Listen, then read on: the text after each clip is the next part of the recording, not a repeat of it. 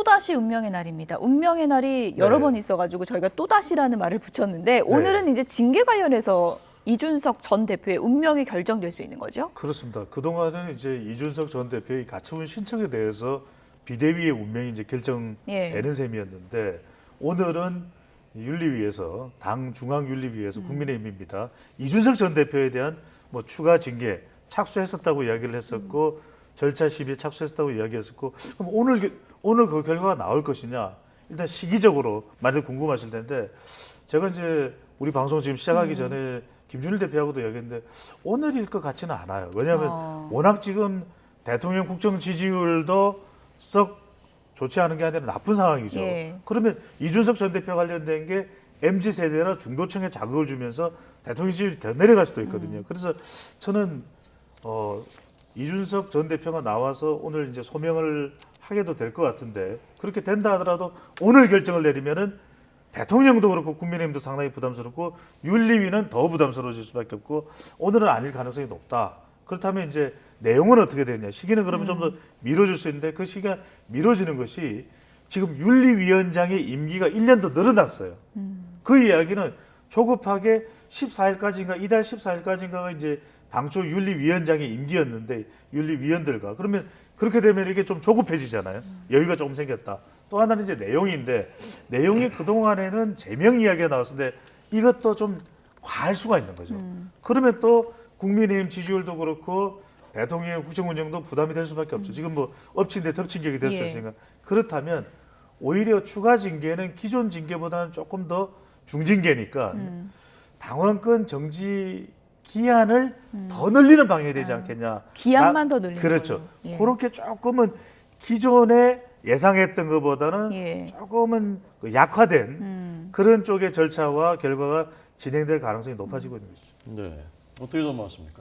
일단 뭐 이양희 윤리위원장의 임기를 1년 늘렸다고 지금 이제 방금 전에 속보가 들어왔는데 이 부분은 이제 14일까지였거든요. 그러니까 그러면은 이준석 대표가 지금 지금 날아온 지금 뭐 해명 소명하라는 내용이 어떤 내용이 있는지 잘 모르겠다라고 하면서 시간을 조금 끌어서 이양희 위원장의 임기가 끝나려는 걸 기다리는 거 아니냐 뭐 이런 관측들까지 있으면서 지금 치열한 머리 싸움, 수싸움 뭐 이런 것들이 좀 이루어지는 것 같아요. 게다가 법원에서도 지난번에 가처분 신청 이제 결정에 대해서 6일 이후라고 했잖아요. 그래서 법원이 어떤 의도를 가졌는지 모르겠으나 윤리위가 6일에 잡혔으니까 사실은 윤리위는 처음에는 가처분 신청 전에 하려고 했는데 윤리위가 먼저 밀었거든요. 그러니까 또 이번에는 법원이 밀고 막 약간 이런 약간 혼돈 양상인 것 같습니다. 어느 쪽이 더 늦게 하고 싶어 하는 건가요, 지금?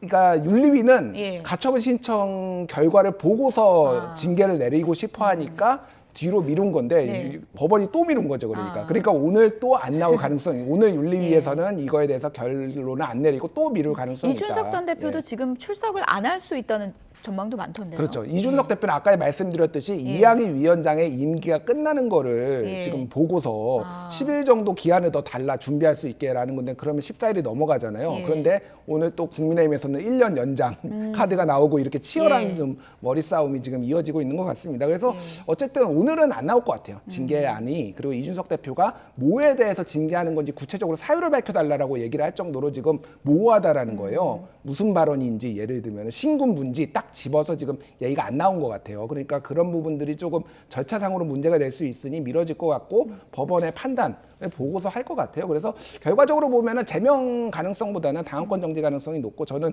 당원권 정지 1년 보고 있습니다. 당원권 정지 1년이요? 1년. 오늘은 아니더라도 추후로 나오면은 그러면은 당대표 임기가 다 끝나버리거든요. 그럼 자연스럽게 지금 모든 문제가 해결되고 그거를 가처분 신청 대상으로 하는 것도 조금 어렵게 되는 그런 상황이 올 것 같아요. 법원의 이제 가처분보다는 가처분은 결정은 또 인용이 나올 수도 있는 것이거든요. 그렇게 되면 이제 정지적 비대위가 효력이 정지되면은 주호영 원내대표가 당대표 직무대행을 하는 체제로 가야 될 수도 있는 것이고 그렇다면 결국 키를 쥐고 있는 것은 당 중앙윤리위원회다. 그럼 윤리위원회에서는 결과적으로는 결별하는 수순으로 봐야 되겠죠. 그것이 오늘 당장 결정이 내리지 않더라도 근데 오늘 이준석 전 대표가 그러면 윤리위에 가지 않는 이유는 뭐냐? 가서 아무리 해명을 해봐야 지난 1차 윤리위 때의 해명 내용하고 다를 게 없습니다. 그건 이제 추가되는 것이 왜 이렇게 그럼 가처분 신청을 하느냐 왜 신군부 쿠데타라고 하면서 대통령과 당을 공격하느냐. 그런데 이런 발언을 가지고서 징계를 하는 건 참 쉬운 일이 아닐 수가 있거든요. 예. 게다가 이제 구색 맞추기랄까 이게 이제 어떤 식으로 국민의힘 내부에서는 받아들일지 모르겠지만 권성동 전 원내대표에 대해서도 행동에 대해서 좀 파장이 있었다라고 해서 이제 이 당윤리위원회에서 소환이 되는데 그러면은 한 경고 정도가 내려질 가능성이 높다. 그렇다면 이런 수순을 통해서 결과적으로는 이준석 전 대표의 앞으로의 국민의힘과의 관계와 운명은 법원의 판결 가처분 신청 판결보다는 당 중앙윤리위원회가 지고 있다라고 봐야 되겠죠. 예, 저희가 키워드는 운명의 날이라고 정했는데 예. 두 분 말씀 들어보니까 키워드를 잘못 정한 것 같아요. 운명의 날이 언제가 될지는 좀 지켜보겠습니다. 배종찬 소장님, 김준일 대표님 두 분이었습니다. 고맙습니다. 감사합니다. 감사합니다.